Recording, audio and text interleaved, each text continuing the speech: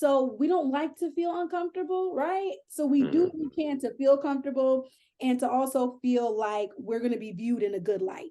People get really uncomfortable thinking about other people being unhappy with them.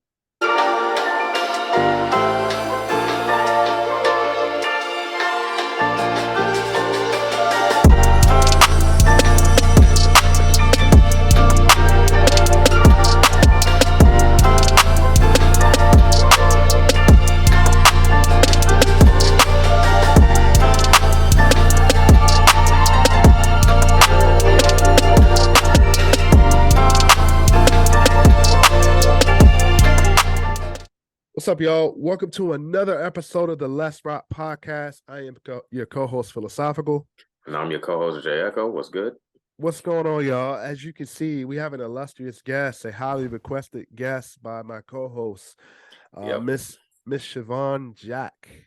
She is a therapist, a licensed mental counselor, life coach, author, founder, and she's also listed in the Psychology Today. Welcome. Thank you. Thanks for having me. I'm so excited. Yes. Her book is called "A Road Traveled: My Therapeutic Journey," and as I'm saying this right, therapeutic tracker, correct? Yes, correct. Yep. And her website is also at www.creatingnewcounseling.com. And her IG is also Creating New Counseling on Instagram. Welcome, Miss Shavon. Thanks Welcome. for having me. I'm so excited. I feel like I'm giggling like a little schoolgirl. Definitely. So I want to first speak on, I know a lot of times, in today's society, therapy is such a apprehension and also a fear of going, right? So I just kind of want to put a caveat / informational comment on the fact that, therapy is good. Therapy is something it's not saying you rushing to go into it or rushing to get to it right away. We are both find the right one. Find the right one, or if you're feeling like you need to speak to someone, you're not very comfortable going to a therapist. You know what I mean?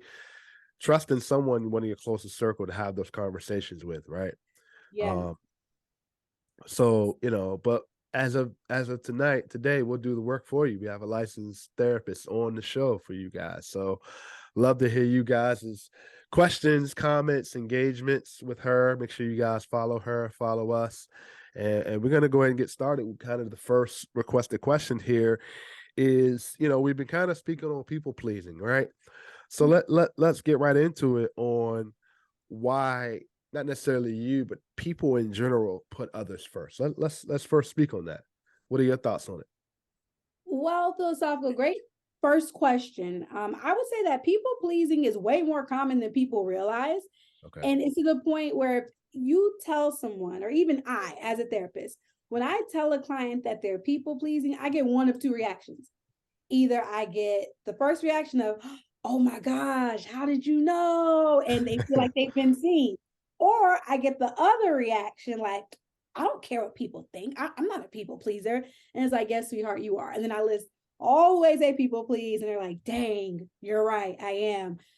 People pleasing is so common because, first of all, why people do it, it's usually a learned behavior. So when you're growing up, your parents always teach you to do the right thing, right? Even when no one's looking, think of others. And doing the right thing and thinking of others often is about seeing what somebody else needs and trying to meet that need. But the problem is when it's a learned behavior, you're not thinking of what you need. You're learning to put your stuff aside so you can please and make sure somebody else's need is met. So usually it's a learned behavior, and all habits just die hard. Unfortunately, they can die, but they die hard. A little Bruce Willis going on there. So, it's usually learned behavior, and you're looking at the collective whole. The second reason why people put others first, because just general people pleasing, period. People get really uncomfortable thinking about other people being unhappy with them, thinking I'm responsible for I'm just going to make up a name for Alex crying, or I could have done something to help Ashley or to help Raekwon, but I didn't do it. And they start to internalize it and judge themselves. So we don't like to feel uncomfortable, right? So we do what we can to feel comfortable and to also feel like we're going to be viewed in a good light. Doesn't it feel good, y'all, when people say, "Oh, I know Jay, he always looks out for you," or "He's such a good listener." You know, they praise you for things that you do for them, which leads us to the third reason why people put others first is performative. Now, that doesn't mean you're doing it just to get praise or just to be looked at in a good light, but it's just the idea of doing things because you feel like it's the right thing to do.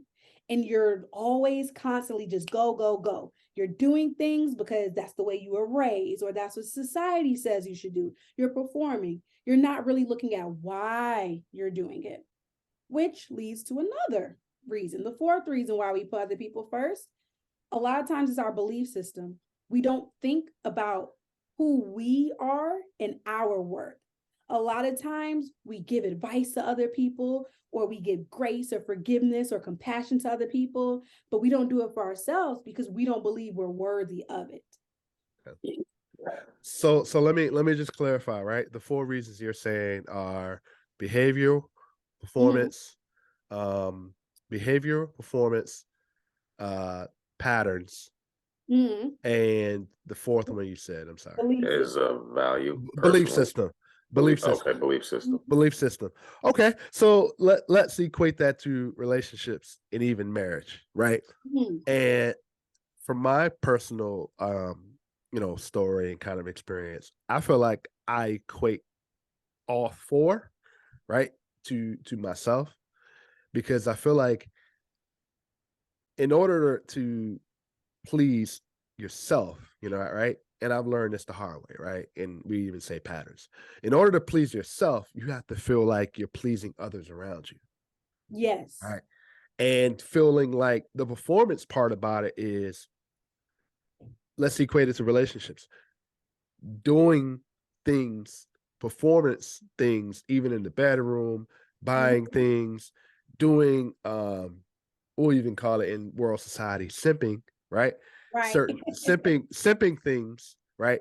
To get a certain like expression from response. Yes. Response or an expression from your partner, right? To feel like okay, hey, I'm doing these things, which also shows that person views me as potentially being valuable to them. Yes. But on the other end of it, I think that what are you getting out of it as a person? What are you receiving out of it? Is it reciprocated, right? And my experience and what I've seen 9 times out of 10 is not. I don't know what you guys feel about that, how you guys feel about that. Do you agree, disagree? Personally,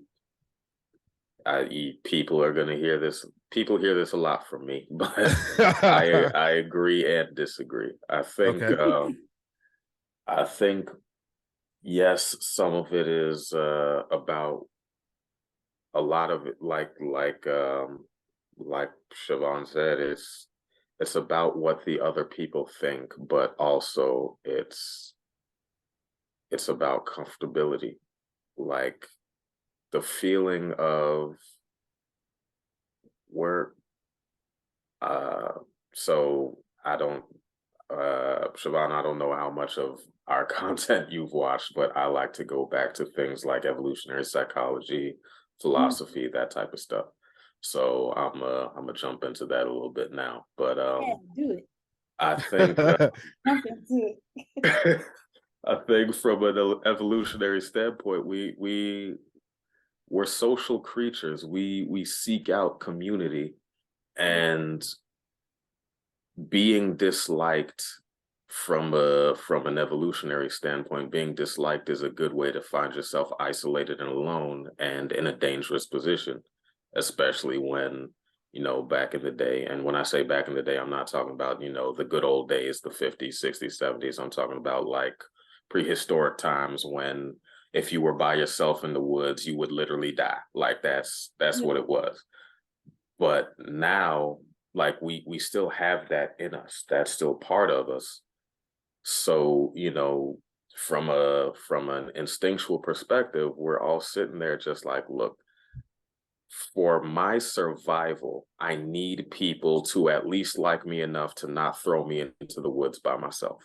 So we'll do things that are counter to our own personal gain.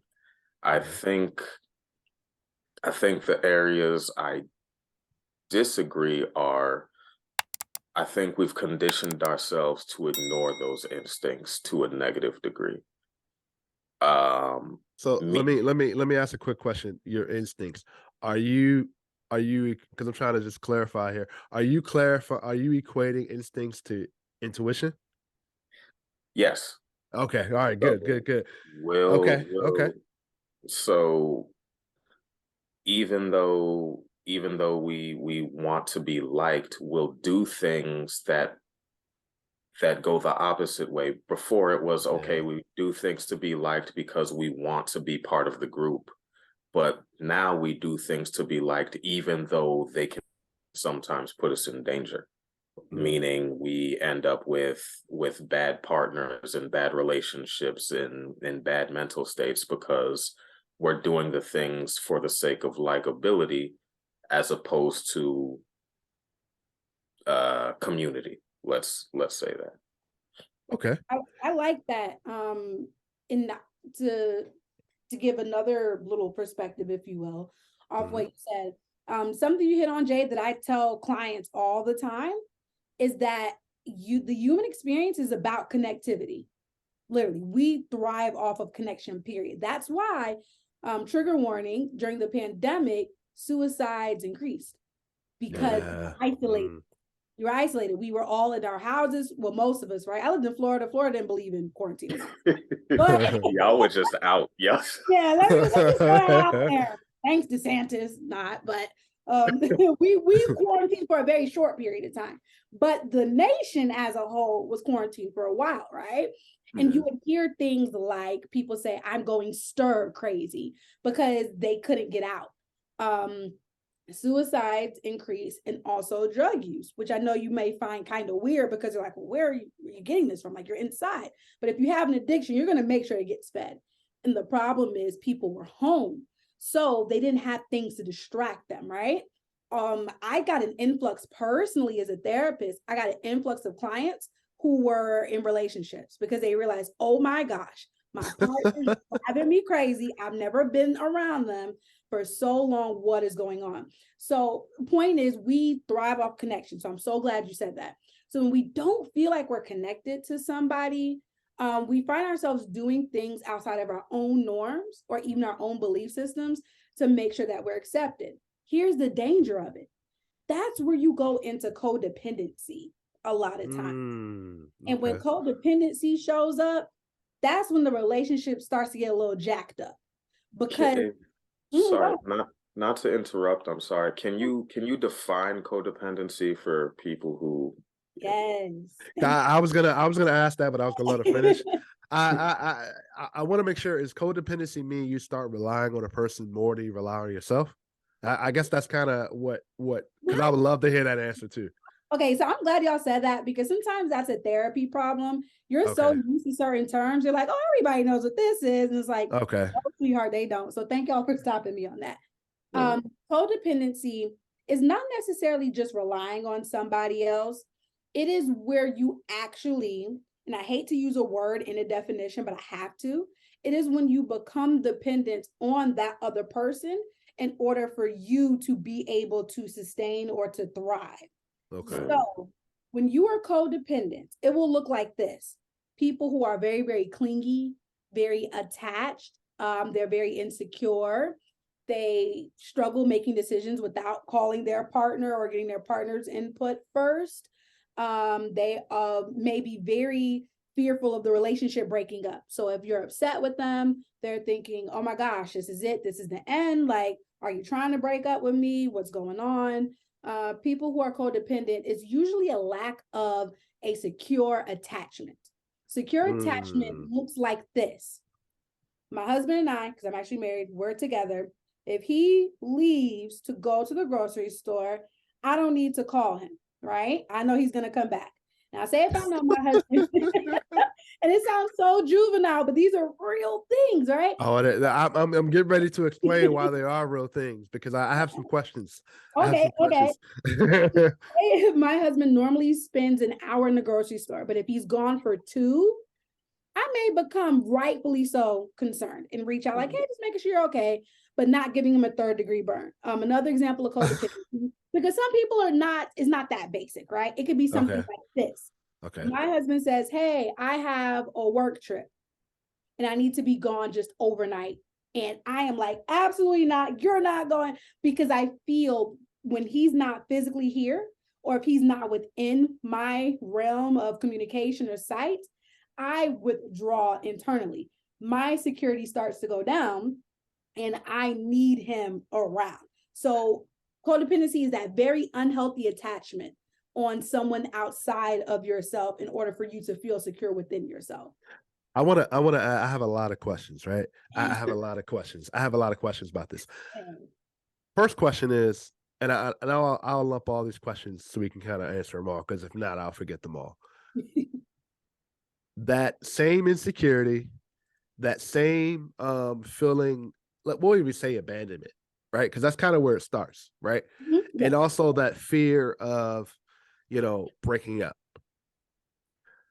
I will say this, right? But it's also a question. It's okay, and I hope I don't get any trouble or any flack for saying this, right? But it is what it is. It is. It's okay for women to do this, right?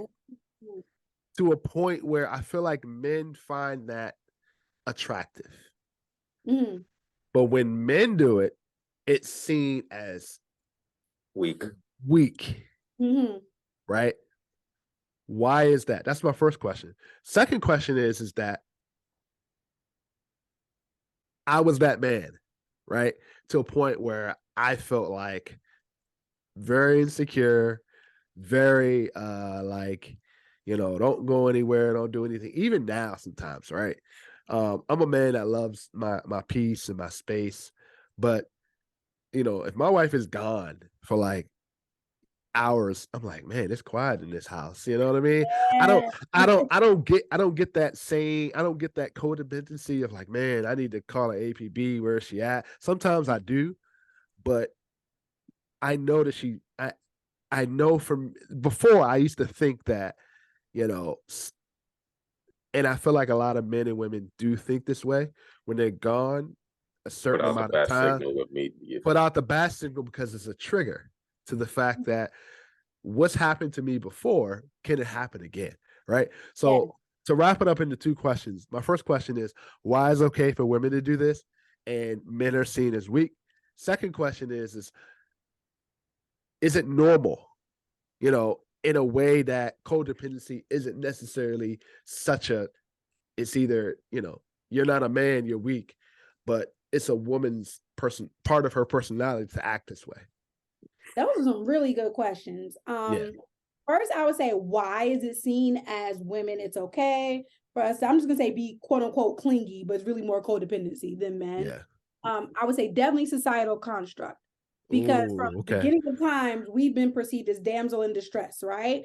Yes. By nature, men are protectors and they're providers. Yes. So in order to be a protector and a provider, you have to be strong.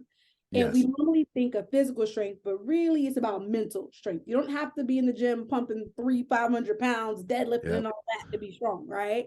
Okay. So being that y'all are protectors, providers, we're nurturers. When you are a nurturer as a woman, that's usually associated with emotion. Because in order for me to nurture, in order for me to care, I have to be emotionally vulnerable and intimate. Intimate meaning bearing yourself open, right? Going in deeper levels. So when naturally we have more emotions, it is expressed more. And so if we miss you, it's, oh, I miss you, and you expect us to be all over you. But men, and it's so frustrating, but y'all are not afforded that same opportunity technically. to No, be we're not. as emotionally vulnerable and intimate and expressive. So y'all should be, according to society, a little bit more hardened and feel comfortable with not being around your woman, because you're also conditioned to know that we're replaceable. Even if you feel like we are one in a million, if you will, if you come across the right one, and I use that very loosely, feel as women are expendable, like it's a dime a dozen, right? But as women, we're taught when you get a good man, girl, you better hold on to him, because they don't come around that often, not the good ones, because you should expect from men to not be as committed. You don't feel some women, not to cut you off, you don't feel like some women feel like men are expendable also? Now, yes. Okay. Times are changing, with Okay. women. What are your thoughts on that? Empowered. Oh, okay. Like, why do I think it, or do I agree with Do it? you feel it's a good thing, it's a bad thing, or are we going down a path that it can really harm relationships and marriages? What are your thoughts on this? Just not to get off track, but No, it's fine. I love this conversation. I think the good thing about it is the root of it, because I'm a therapist. I'm gonna say screw the surface. I want to get to the meat and potatoes, the bones of it, right? okay. The bones of women feeling like men are more expendable nowadays is just literally empowerment. If you want to call it feminism, if you want to call it liberation, whatever you want to put, whatever title on it, right? Mm-hmm. I think it's good that we're realizing our worth is not tied up on who's in our bed anymore, or how productive. We're realizing it, but not everyone believes it. But we're realizing it, right? But where I feel like it's not good is because, and I think it goes for both sides. Okay. We should not be treating people as expendable, period. There we go. Every single person has worth. They have value. Even if that worth or value is not aligned with who you are, that doesn't mean that you treat them as trash or rubbish or another one. Instead, the perspective should be, okay, I see who Jay is. I see who Philosophical is. They're not the right man for me, but they'll be for somebody. So I'm going to be assertive enough to communicate that to them, to not ghost them. I'm so anti-ghosting, by the way. I get on my clients all the time when they ghost. Don't do it. Give people an explanation if necessary. And if you don't want to explain yourself, you just let them know, hey, this isn't working, but I appreciate you. Thank you. And you let them go, right? Which keeps closure. But still, I feel like we're not treating each other fairly, which goes back to your first question about why it's accepted for women to do it, but not so much men. I don't like anybody doing it. I do my best to teach clients about codependency, period, because you have to be able to accept a person for who they are and let them operate in the essence of who they are. And then you decide, can I deal with that for the next 10 years or 10 days or however long it is you want to do it, right? And if not, keep it moving. You don't have to stay. But when you become codependent, right? Normally there's change there. Because if you're not presenting the way I need you to present in order for me to give that response, right? I'm going to do something to try to persuade you to act the way I need you to act. Here's an example in case people are like, what the heck is she talking about? When you're codependent, right? And you're worried about the relationship breaking up, you're going to say things and do things to get your partner to console you, to act and tell you that the relationship is not going to end. So at that point, I'm allowing my insecurity to sway who you are and how you show up in our relationship so that I can feel better and feel, okay, we're good. That's you trying to change your partner, technically. Yeah. And it kind of goes into my next question about happiness, right? But you brought up a good point a couple moments ago, and feel like I equate it to instant gratification, where if a man and woman doesn't show up in a certain package at that time, right, they're expendable, right? So my point is that where do you make the determination to the fact that if I'm gonna, like, you are accepting the person, right? But let's be real. Some people feel like love doesn't pay the bills. It doesn't. So it doesn't. Nope, it don't. So let's get to where does the line drawn to where it's either you allow that person to be themselves and you grow in love, or you say you stick it out and see what this person brings to the table right now that it may not necessarily be in the future, and just keep yourself closed off.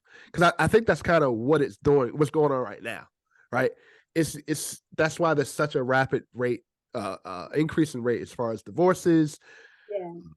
Such a horrible experience with dating, relationships. I think people are either looking for instant gratification, or it's like, all right, I'll stick it out. He has a lot of money. She has a lot of money. She has a nice job. He has a nice job. Let me see how I can elevate myself. So once I'm elevated, they're replaceable. I'll add to that as well. I mean, okay, it feels like, for lack of a better term, it feels like we're doing it halfway. Meaning, okay, like, we'll take the part of the lesson that's what I believe the lesson is anyways. We'll take part of it that's what are we, like, hey, I'm doing me, I'm okay, so you go on and live your life. But we're ignoring the part of it that is the attachment part of it, the codependency part of it. We'll leave that part aside. We won't examine that part of it, but we'll internalize the part of, oh, this person isn't for me, so we'll let them go. We'll let them go extremely quickly. The So I want to ask you. I'm sorry to cut you off, Jay. I want to ask you a question, and maybe you can chime into that, Shavon. Do you feel like attachment is very subjective? Because let's be real. What are you attaching? What are you attaching? I would disagree, but I'm also not a therapist, so I want to hear. What do you? Because I think attachment, being attached to something or someone, are two different things, right? Let's just be real. I love my wife. I love being married to my wife. I'm attached to who she is, how she is, the person she is. I'm attached to the emotional foundation, the physical foundation, the mental foundation. But I feel like we as people sometimes, through the relationships we've been in, right, we attach to only one thing and kind of leave off the other things, right? Do you kind of agree? Do you disagree? What are your thoughts on that? I love to hear Jay's response to this one, or Shavon's response to this. I'll go first because I'm the least educated of the two of us. So you don't. I guess my question is: do you feel like attachment is very subjective? I would say yes, it's subjective in that, we're all individuals. We all have our individual experiences and everything like that. But I also think there are patterns that you can see in it. Going back to my version of research, I've been like listening to folks and reading a couple things, and there was this one gentleman who was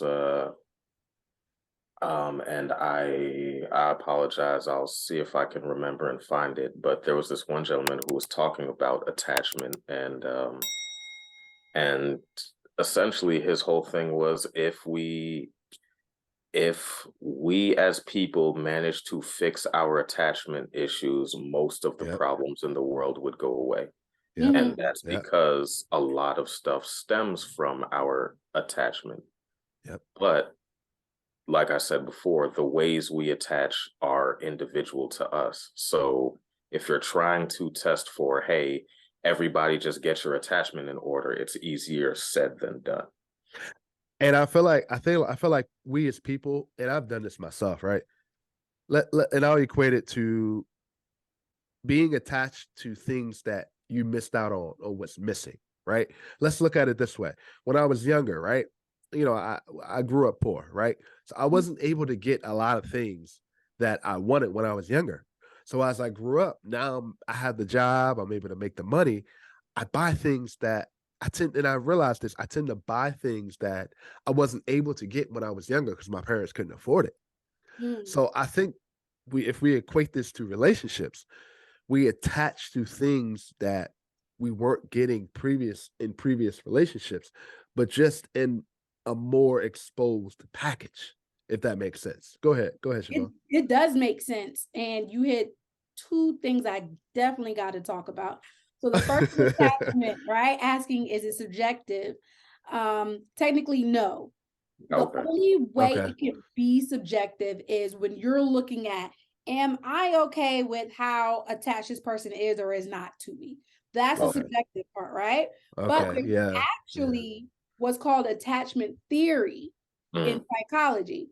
And there are some therapists, because every therapist has to decide, what is my belief system with how clients should be treated? So, should I go with cognitive behavioral therapy, aka CBT, aka we're looking at the connection between what you think and how you act?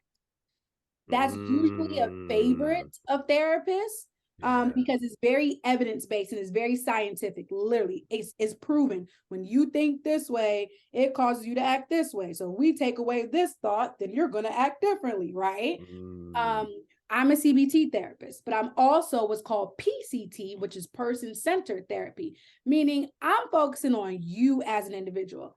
I want to establish a relationship and rapport with you.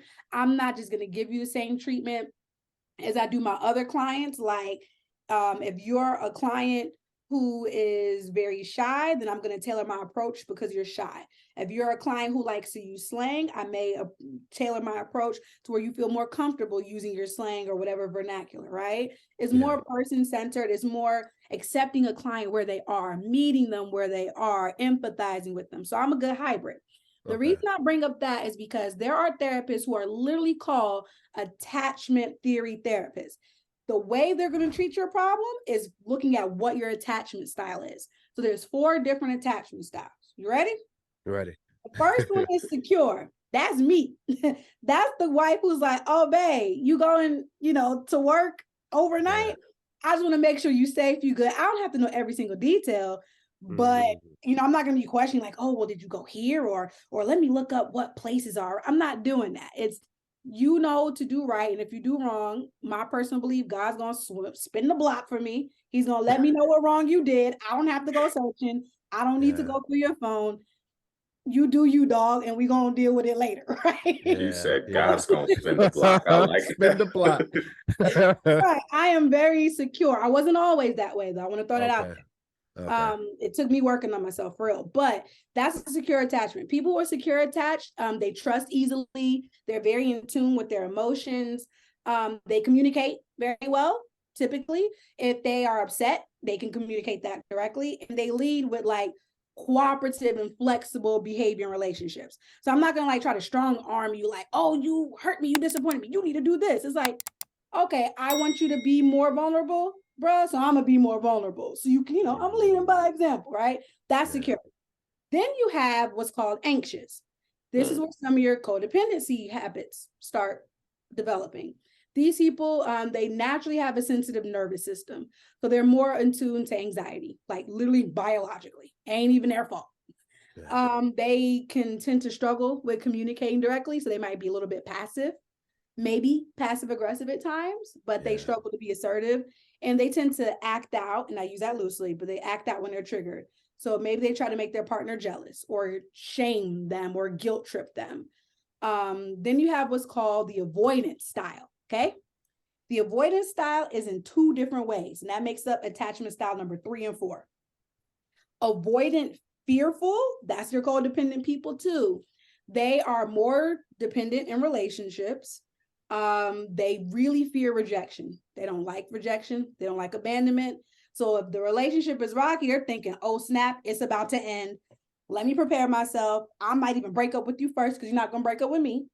Or I need to do everything I can to save the relationship, right?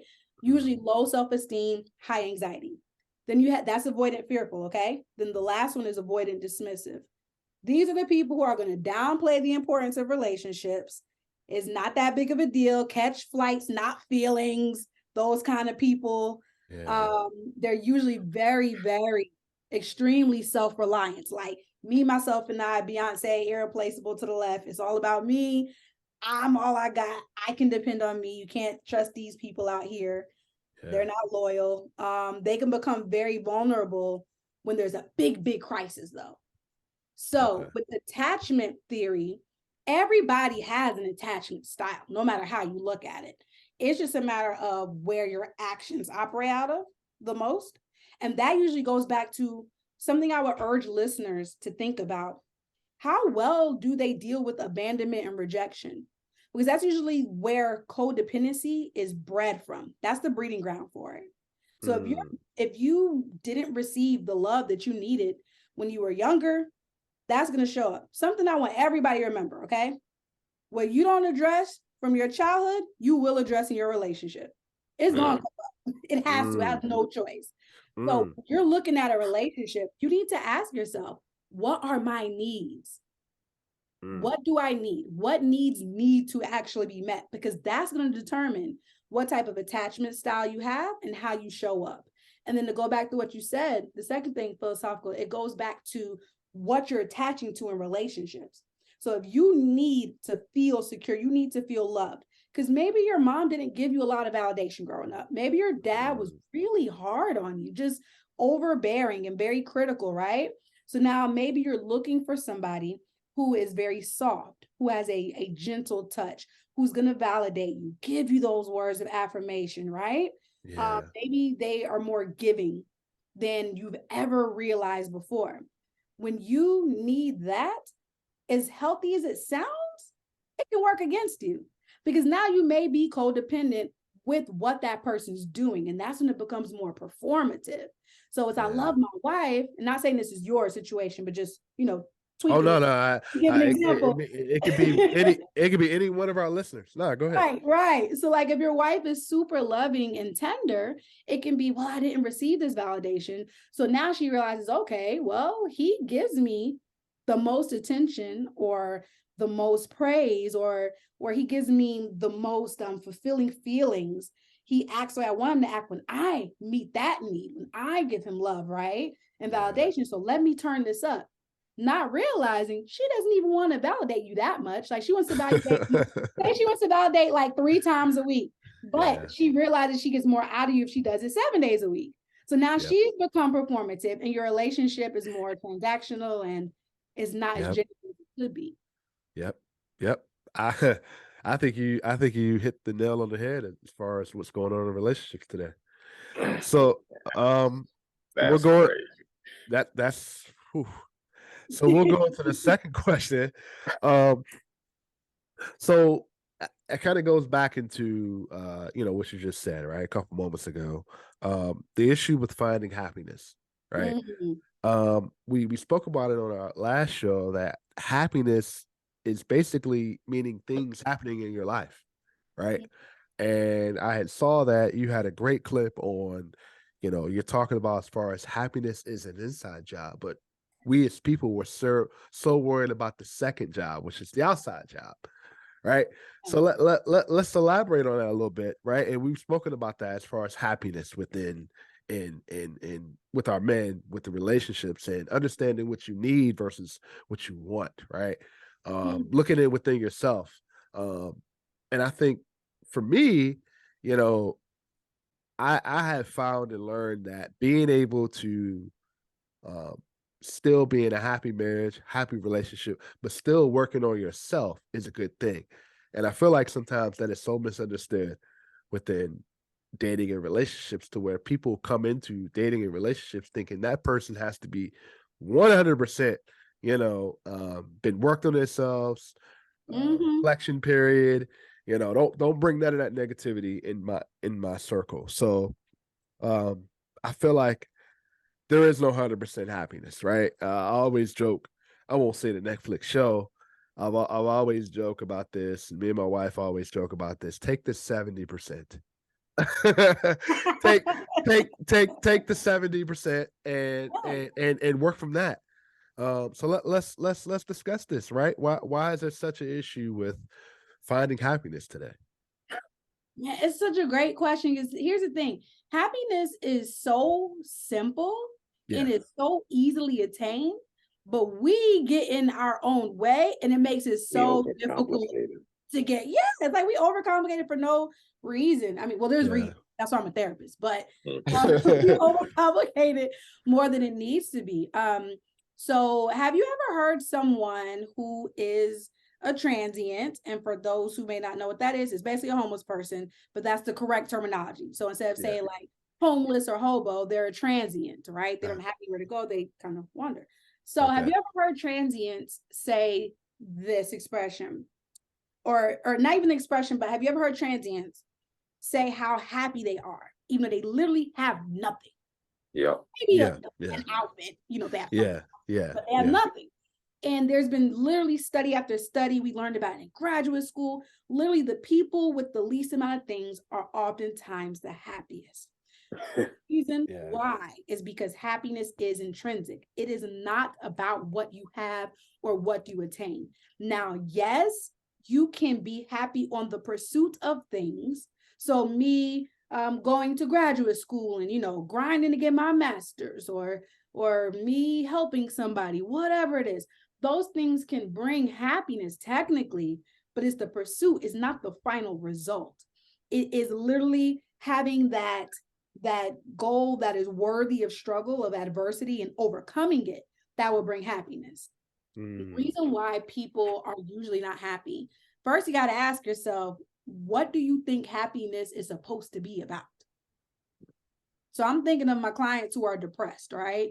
And when I ask them this, they often think, well, being able to have a good job and being able to get up and not feeling sad. And they give me a list of things, and it's usually pretty superficial, y'all. It's, it's not anything that's pretty astounding. But the biggest thing I get them to realize is your perception. Is what you think is supposed to make you happy. So what if we switch that thought process, right? What if we look at something other than what you were conditioned to think is supposed to bring you happiness, number one. Okay. And then two, when you look at it being an inside job versus outside. Now, you said something really interesting a second ago, that when people are getting in relationships, that they feel you need to have everything together because, no negative vibes, positive vibes only, right? I'm a therapist, and I'm letting y'all know as a therapist, I hate that expression. I hate it. I hate it. Positive vibes only. First of all, that does not exist. There is no such thing as positive vibes only. Because how can you have good if there was no bad? How can you know who you find attractive if you've never seen someone who's ugly? Like there's right? They have to exist. It just does. So it's okay to say mainly positive vibes. I'll take that, but not positive vibes only, because you're not being realistic. And when you have this idea of I only want positivity, you normally technically attract negativity. Because when you say you just want something, the other things come to challenge. Are you worthy of that just something? Do you know how to handle that just something? Do you know how to recognize that just something? So I can't stand it. Please, if you're listening, please stop saying positive vibes. I love the fact that you, a therapist, somebody who actually gets paid to think about this stuff, has said this, because this is stuff we say all of the time just based on our personal observations about relationships. Like, hey, what's it called? Are you, like you said, stuff will stand up to challenge that thing that's all you want. For instance, right now we're seeing what's it called? There's this guy, he runs a channel called Impact Theory. Mm-hmm. And I believe his name is Thomas Bilyeu. I might be butchering it. I apologize, sir. But there was an episode that came out that I watched, and I favorited it immediately because I was like, I'm gonna revisit this. But it was essentially it wasn't about happiness, but it was about success. And essentially what he was saying was the reason most people don't succeed or they burn out is because they tie the happy feeling or the feeling of happiness to that moment when they achieve. You know, so it's like, oh, I bought the car, I bought the house, I got the good job. So they tied their happiness to that moment. But once they hit that, they dip immediately because it's like, all right, I got the thing. Now what? What's next? Literally, Yeah, you're so forward thinking, you're not able to be present. That's why therapists like to talk about mindfulness. Mindfulness is literally meaning you are being mindful, aka present, aka aware, aka insightful of what is going on around you. So like if you're having an anxiety attack, right? And I'm telling you to be mindful, I'm going to give you the 5 4 3 2 1 coping strategy. What that is, think of, you're using your 5 senses. So I might need help with this, y'all, because sometimes I'm forgetting them, to be honest with you. Keeping it real. So I will tell you to do the easiest thing first. So you're about to have an anxiety attack. Okay, 5 things you see. So no matter if the anxiety attack's at work, is at home, it's at the car, look around and you start saying 5 things you see. Then 4 things that you hear. 3 things that you can touch.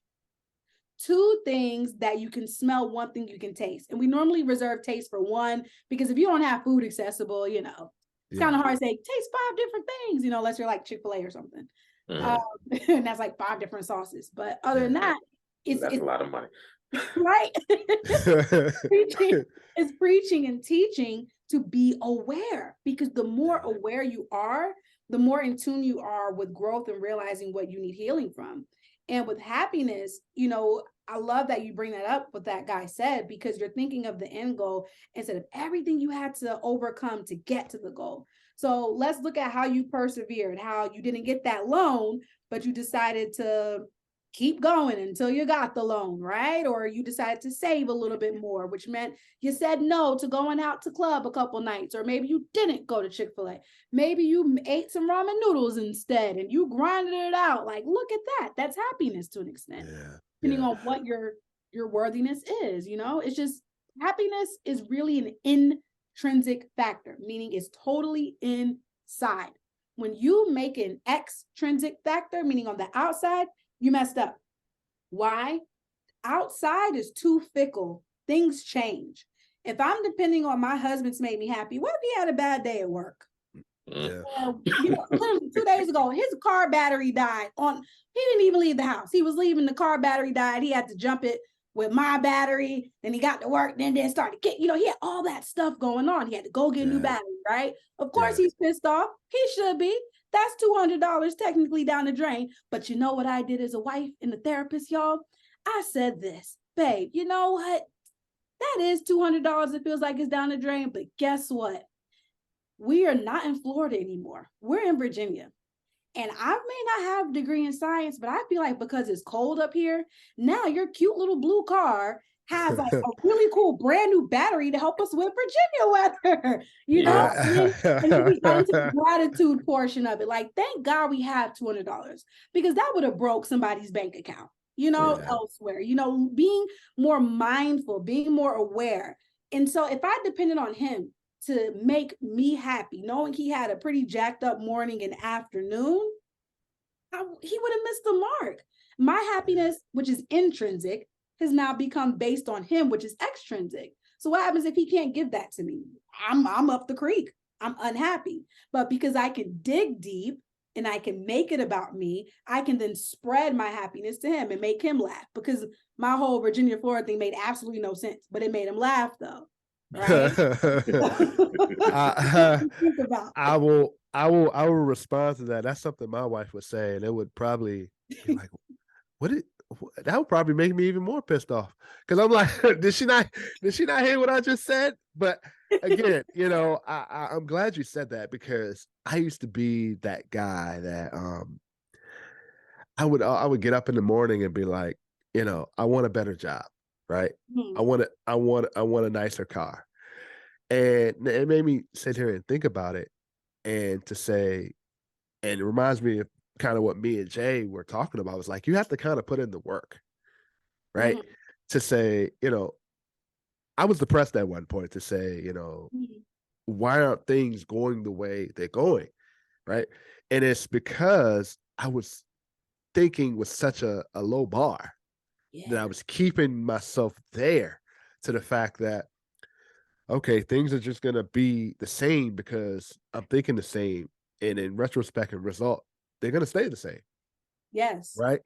So it's just one of those things where now that you speak on what true happiness is, because that's really what it is, and it made me sit here and think about it to the fact that, man, I'm out here spending all this money on things that I missed out as a kid, but being married, having a nice job, having this podcast, being able to wake up, being aware, being able to get up in the morning and think creatively and logically and mentally. I just feel like, that's the true kind of avenue of happiness. And I feel like the more and more we start to think about that and bring that into perspective, and people really start to think that way, and maybe potentially it's my old age too, maybe, I don't know, but you know what I mean. I just feel like sometimes that's the true, and that's the inside job of happiness, right? A lot Yeah. of the attachments and materialistic things and nice cars, the jewelry, the trips, those are outside jobs, in my opinion. So I'm really glad you kind of clarify that. So Can I go ahead. All right, I wanted to share with you quickly two things that you reminded me of just now with that Okay. disclosure. Number one, because I do deal with a lot of people with depression, and Okay. if they don't have depression, they're just unhappy. Because you don't have to have depression in order to be unhappy. Like you could be Okay. unhappy and not be clinically diagnosed with depression. Okay. If you are listening and you feel you are one of those people who deal with depression or just unhappiness in general, remember this: in order to have more, you have to become more. Okay. Becoming is not about doing, is not about working more hours or necessarily getting the better job to bring more money, etc. Becoming is about the evolution of your own healing. Okay. So when you give gratitude, when you give thanks, when you're able to tap in to that benevolence, right, of just being able to exist and being here and thinking of how you can push forward, push the envelope, how you can impact others. Because remember what we said at the Yeah. beginning, it's about human connectivity, right? We're about Yeah. connection. When you Yeah. can focus on that, how can the heavens and the universe and the earth and God not give you more? Yeah. It Yeah. literally doesn't make sense because you're vibrating naturally at a higher energy. And energy is real. In case y'all listening to this and y'all don't believe Yeah. now, I'm telling you, you're wrong, okay? Yeah. I know Energy is energy real. is real. Energy is real. It's Energy is real. definitely real. It is. It is. What you give out is what you're going to get back. So when you're Yeah. constantly fixating on the things that make you unhappy, how can the universe and God spin the block for you and give you things that you feel you rightfully deserve? That's when negative. There are two things that reminds me of. One is Vibrate Higher, a song off the Outcast Love Below Speaker Box album. I love that Oh album. yeah. But the other thing is this conversation reminded me of um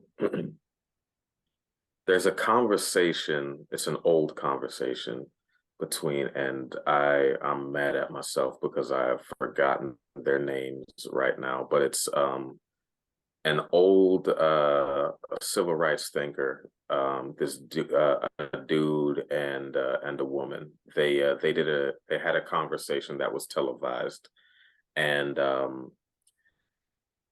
there was one thing that they said in the conversation that stuck out to me, and the woman basically told the man who was speaking on behalf of, I guess, other Black men involved in the civil rights movement and everything like that. She was like, "Hey, we get the worst of you," and the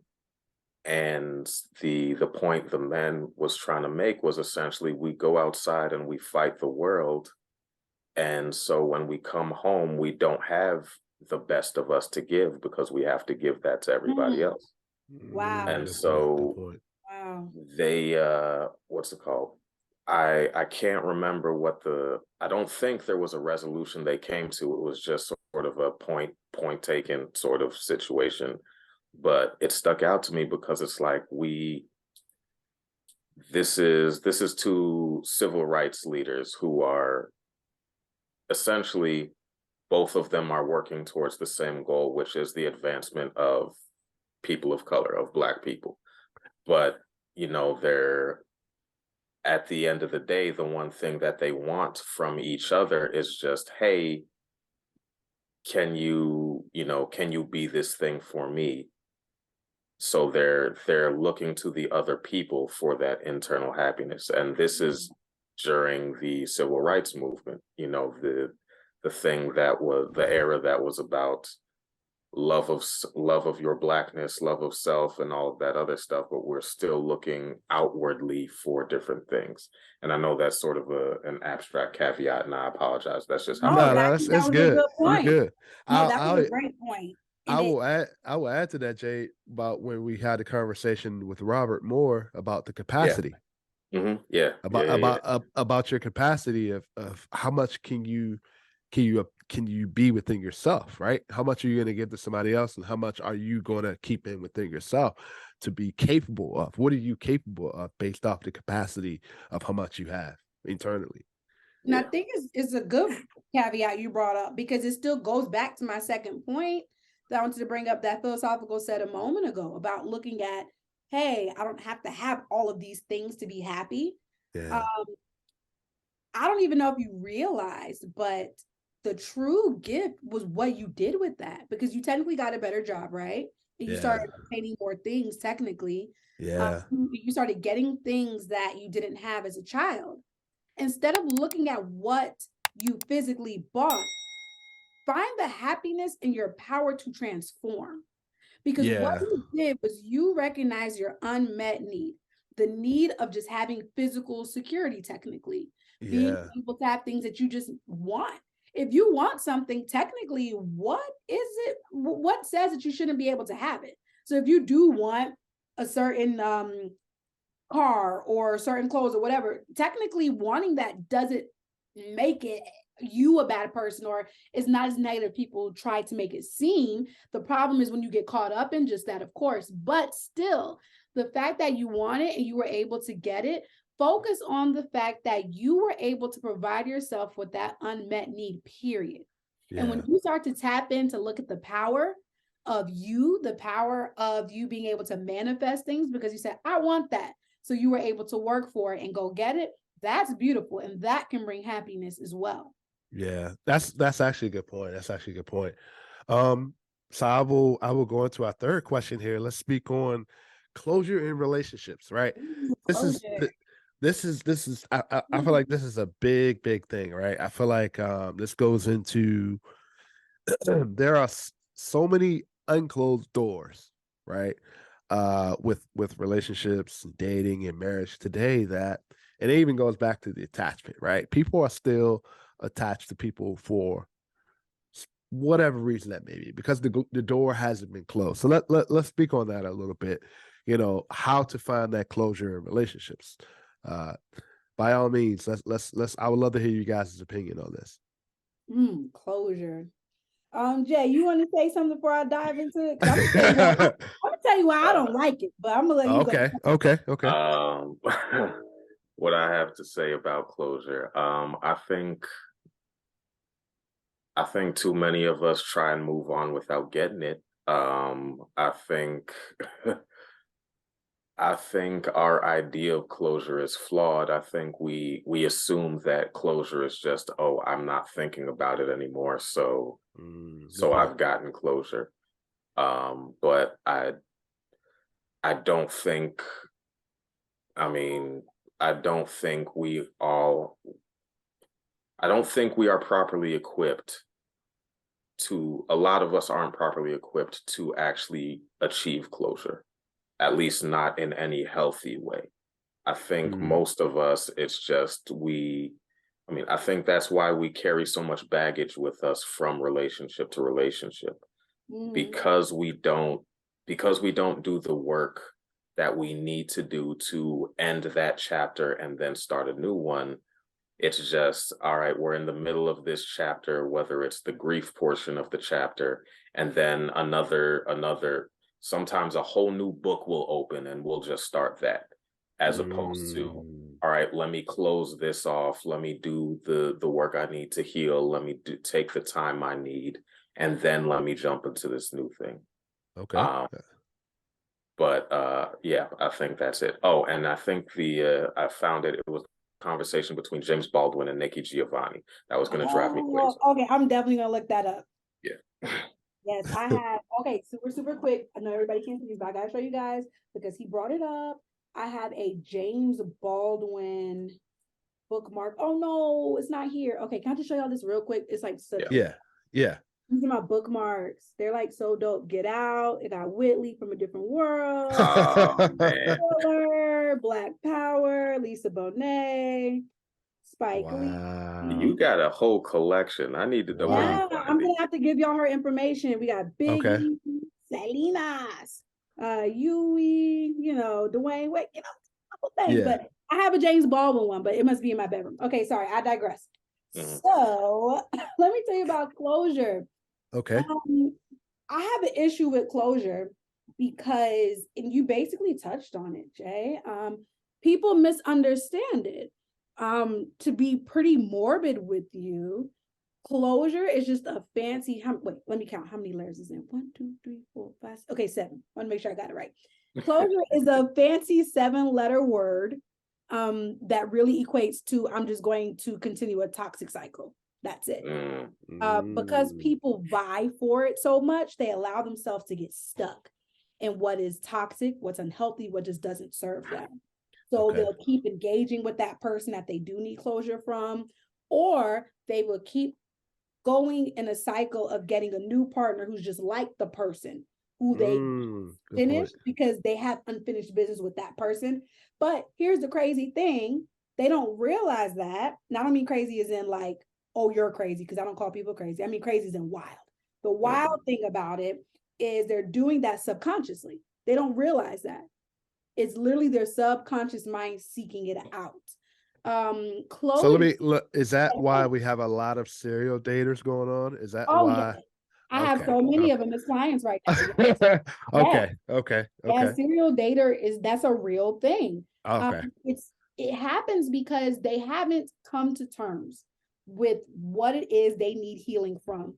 So they continue to perpetuate the damage that they do need healing from. So lack of closure or needing it at all is basically a lack of self-awareness of healing from what you went through to what you now need moving forward, correct? To an extent, yes. I would say lack of closure is what people find as their excuse, or it's what fuels everything else you just said. So is that why potentially a lot of men and women tend to not date based off of what they need? Absolutely. They will tend to go. So here's the thing. Remember earlier when I talked about that unmet need, especially childhood, etc. Unmet needs are going to make decisions for you if you don't meet them, or at least regulate them and understand them. They are screaming. They're like, hey, look at us. We don't like this. Because remember, we like connection. We like everything to be copacetic. Human beings, our biggest goal, even though I said we love connection, is self-preservation. That's why, God forbid, if I get a cut right now, my body will heal it. The Band-Aid's not going to heal it. Stitches won't heal it. A&D ointment won't heal it. It's my body healing it. Those things just aid in the healing process. So we are naturally designed to protect ourselves. That's how, when it comes to mental health, if you have somebody who has a very significant trauma, they can technically start to dissociate. Their psyche says, whoa, this is too much. I can't handle this. We don't need this to happen to us. And their psyche can literally break and another personality can form, because the personality wants to protect that original whole self that has just been traumatized, and says, I don't even want you to know about this trauma, Shavon. So now this new personality is formed and it can continue splitting. Or if you're not that extreme, because everyone doesn't have DID, which is short for dissociative identity disorder. What y'all may have known before is multiple personality disorder. We don't call it that anymore. We call it DID. So maybe you're not in that serious of situation, because I just want to, give a disclaimer for everyone. That does not happen the way y'all think it may be happening. Don't let the movies fool you. It's pretty rare. Right. That was such a movie though. Oh my God. Yeah, it was. That was my movie. And then Glass. Okay, Oh yeah. Yeah. but people can dissociate in general, Okay. meaning they can feel like an out of body experience, or you hear people say things like, I feel like I'm just watching myself from the outside, or I don't feel like myself. It feels like this is happening to somebody else, not me. That's technically a form of dissociation. So the Okay. reason I bring that up, we have these traumas that happen to us in relationships or even before relationships. And so now unmet needs develop. And like I said, we like self-preservation. We want to feel good. We want to feel comfortable, cozy. We want to have a Yeah. cushy little lifestyle. So when that happens, the unmet need does whatever it can to get met. So if Okay. you feel like you didn't get proper love or attention, and you find yourself in a relationship and the person is very controlling, but they're telling you, hey, I check on you so often because I care about your well-being. Like, I want to make sure you're good. You may start thinking, okay, but I don't like the way it makes me feel, but that's what they say. So it must be true. And I really care for Yeah. them. And they are kind of protective. Like, they do help me with stuff. So I'm gonna give them the benefit of a doubt. It's way easier said than done. You'll think that. And then no matter how much they ramp up controlling behaviors, you still feel, well, they care about me. This is normal. This is love. I now feel loved. I feel like that unmet need of feeling loved, feeling secure is now being met. So then if you break up with that person, now you're in that cycle of, I know that this is what technical love looked like because they told it to me. We just didn't work. So now you're going to gravitate towards somebody who is controlling as well, or who is showing love in whatever way they feel they can manipulate you and tell you that they're showing love. That makes sense. Yeah, it Yeah, does. It it does. does.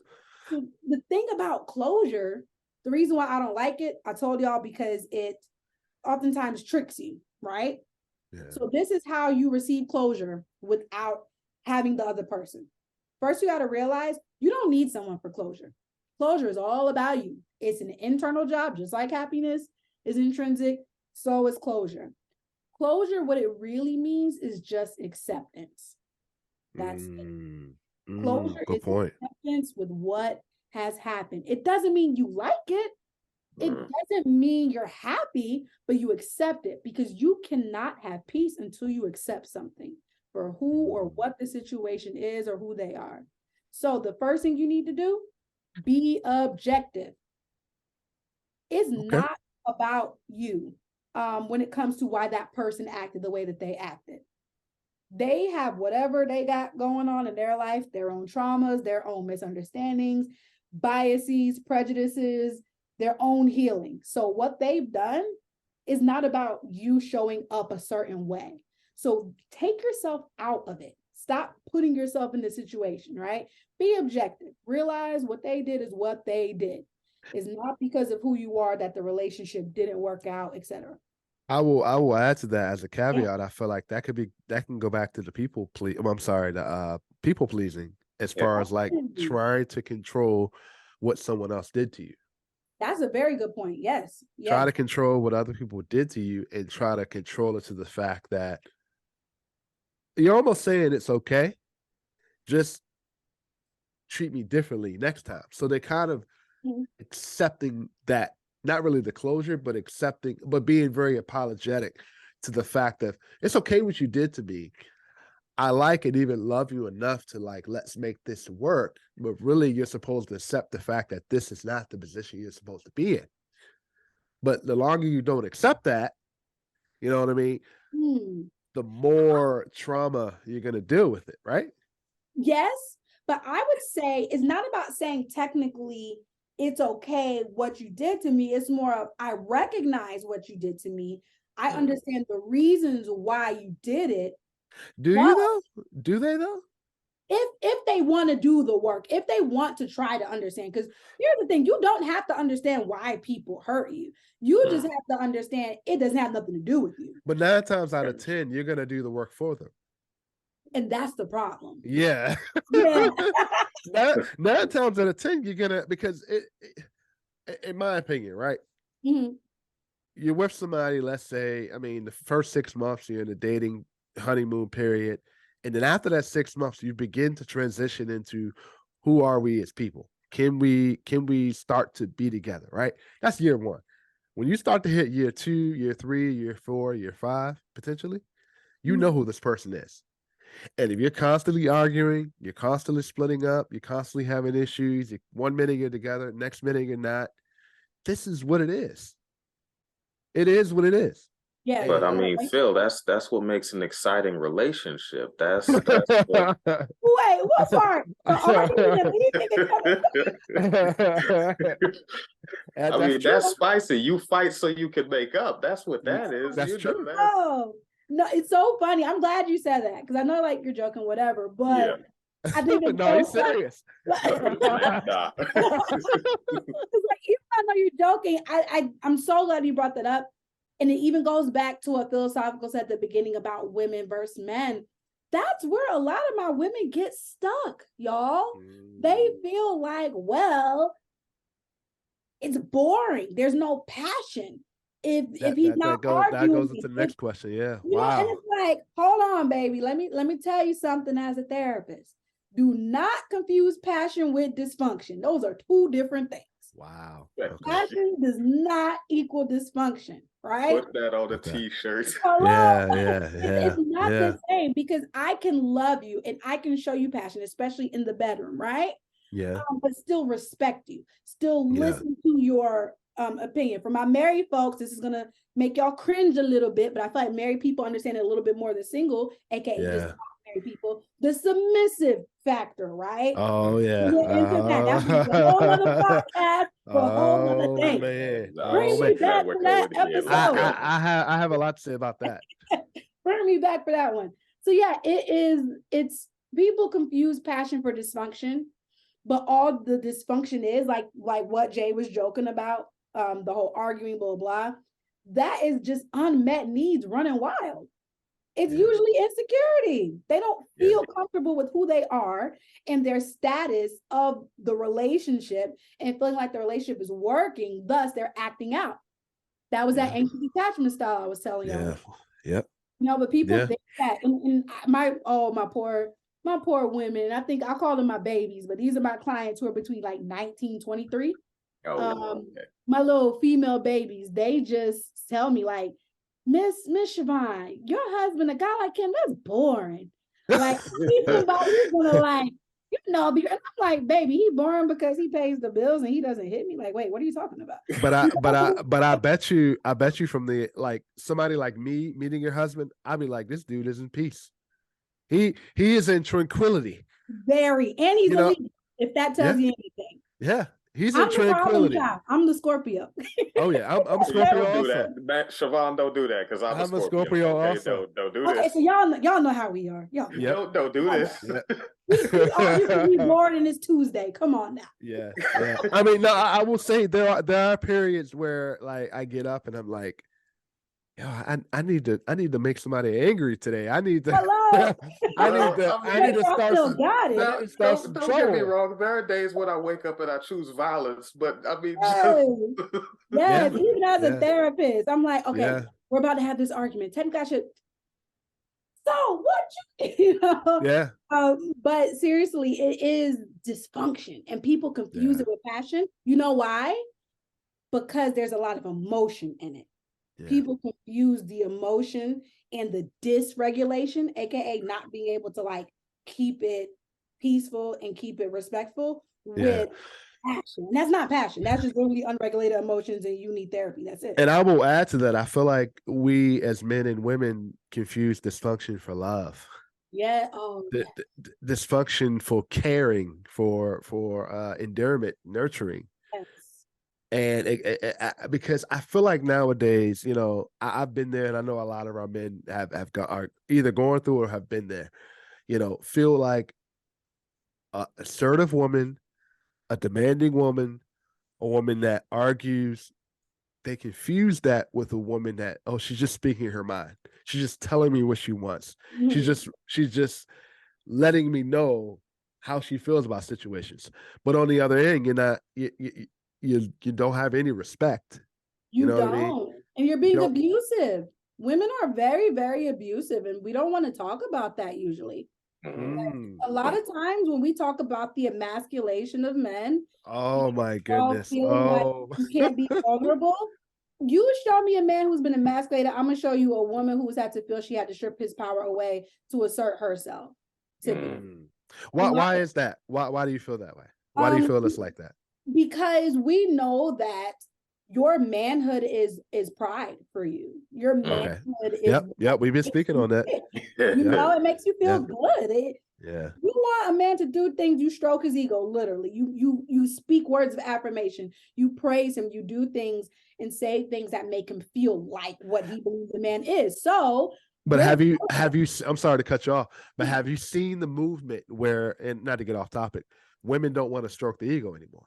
Oh yes. That is a real movement. And I keep saying it's a real thing.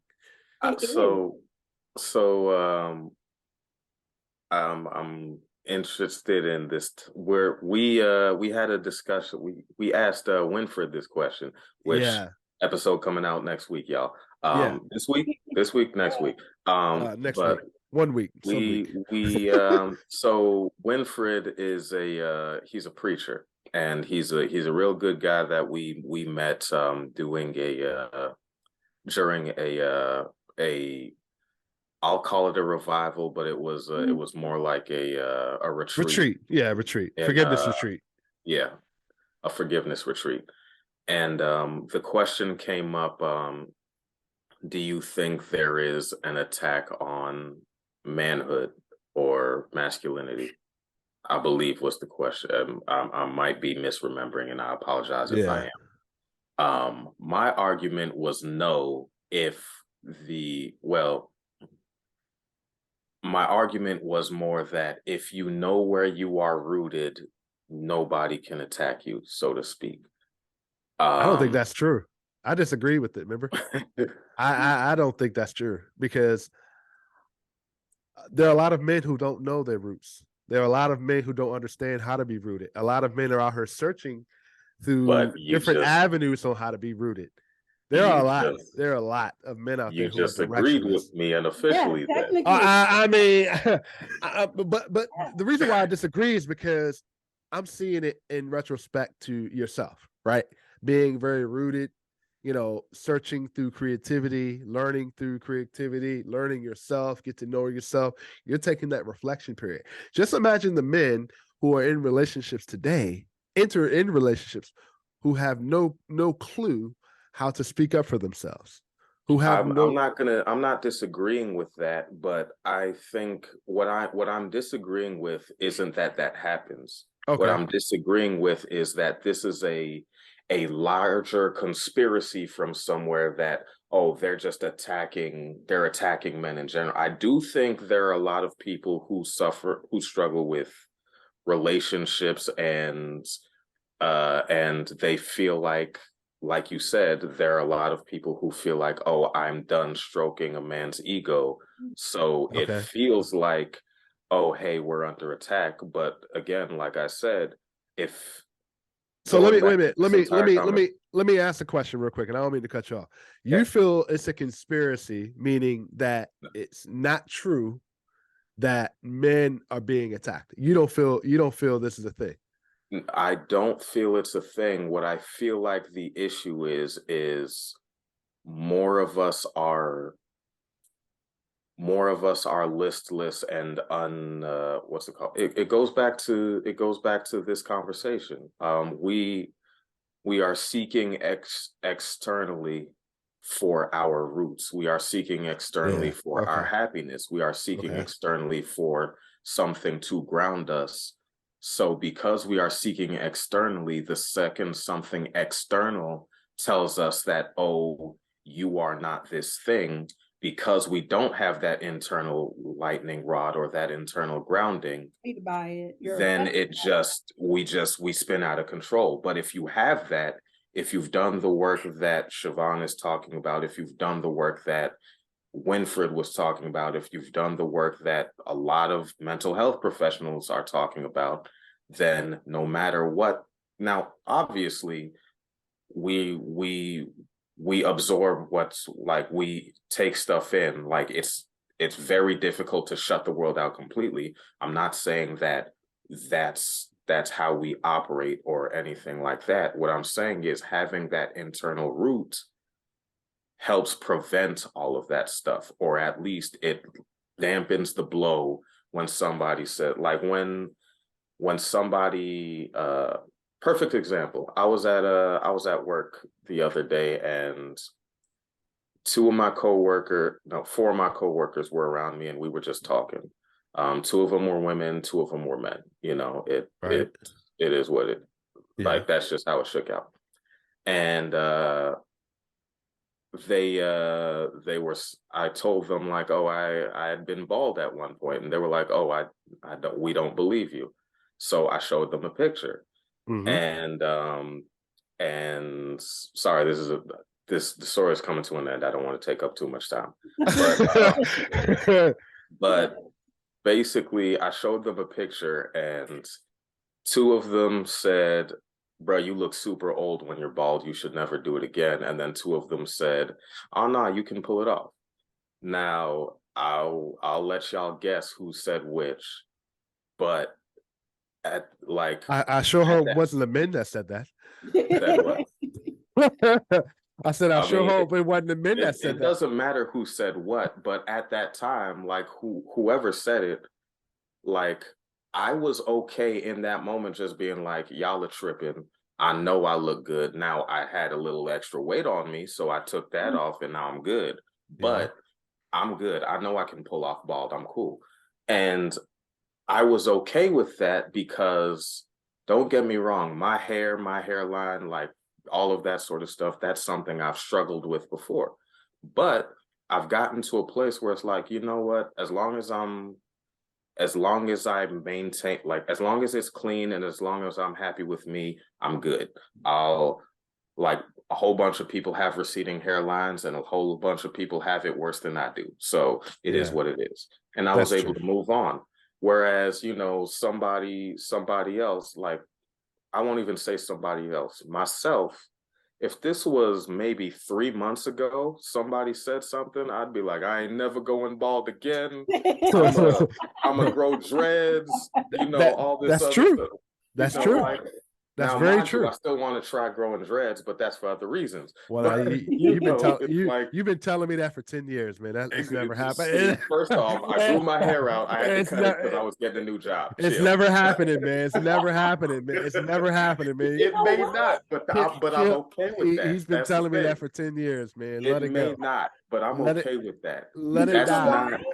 Let me tell you why. So here's the thing about the closure piece with you. That was a really good example. Wait, you know what? I digress because I'm getting a little bit ahead of myself. When it comes to what you said about being confident in who you are and roots, etc., right? It's about the security within yourself to not be swayed. But to your point, the problem is, and this is when people get in toxic relationships. I have clients who are in them now, who I literally work through it with them. When you are confident and you are said something on a daily basis or an every other day basis, your subconscious mind starts to pick it up. So there's a difference between subconscious and conscious mind. Conscious mind says, hey, I'm going to pick up this water bottle, or I'm going to turn my phone on silent, or I'm going to go eat some Thin Mint Girl Scout cookies. Conscious mind makes decisions. Subconscious mind is just as powerful, but you're not aware of it, literally. It does not have the power to accept or reject. So if I tell my subconscious mind every single day, I'm a millionaire, it's generally going to believe I'm a millionaire, and it's going to influence my conscious mind to make decisions in order to make the millionaire status happen. The problem, when you're in an abusive or a toxic relationship and someone is telling you something every day or every other day or just very often or frequently, your subconscious mind soaks it up and you start to believe it to where you don't even realize it. It affects your security, it affects your doubts, all of that stuff.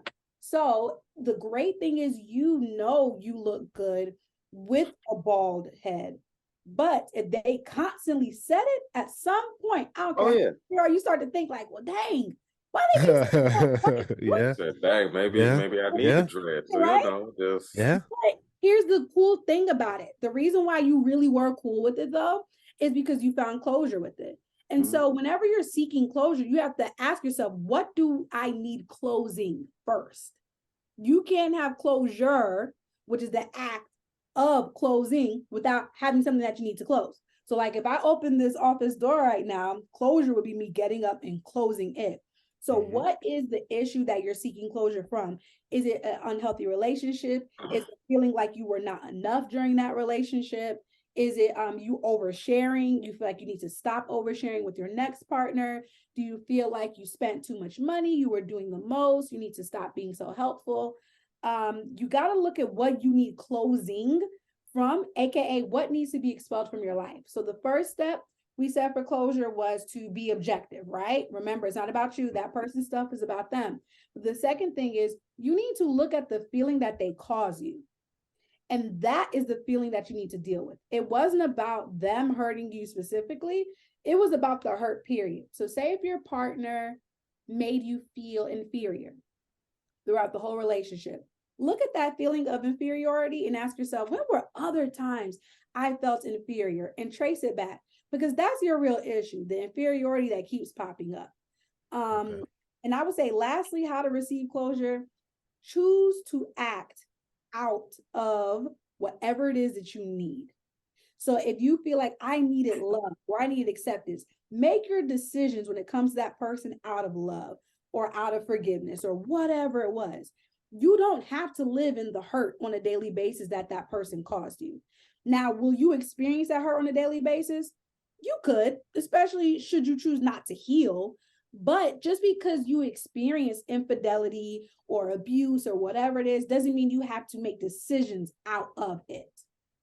Gotcha. That makes sense? Oh, that makes great sense. That makes great sense. So we're gonna go ahead and because I think we've touched a lot of our next two questions kind of lumped up in one. It was great points, great conversation. I feel like we need to have a whole 5-episode series. A 5-part series to this. Yes. I definitely agree. We're definitely probably gonna have to hit these topics again and get some part 2, because I feel like people are gonna have a lot of questions about this. So we're gonna go right into our wrap it up session with Miss Shavon Jack. This is a section where we give our guests, they give gems, let the people know what's going on, what they can learn from. As I like to say, you have the floor, man. All right. Thanks for the floor. I'd be remiss, first of all, if I didn't thank y'all for this opportunity. This was like an amazing conversation. It feels like a whole therapy session just for me personally. So I'm very grateful for that. I want the listeners to know the biggest thing about your life when it comes to moving forward, or when it comes to having more or being better. Rule number 1, I tell every single client therapy: you can't heal what you don't reveal. So the more you keep within and you choose not to reveal, you won't receive deliverance. You won't receive healing from it. You're just breeding secrecy. You're breeding shame. You're breeding guilt.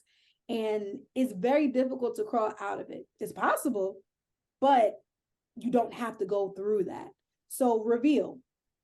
Be transparent with yourself. Be open.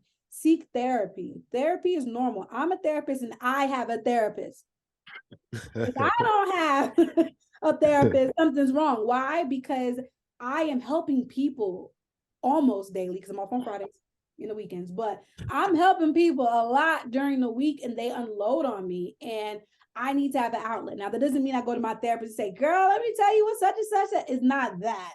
It's more about the clients who stick with me. If I feel inadequate as a therapist, or if somebody's trauma just really affected me a certain way, right?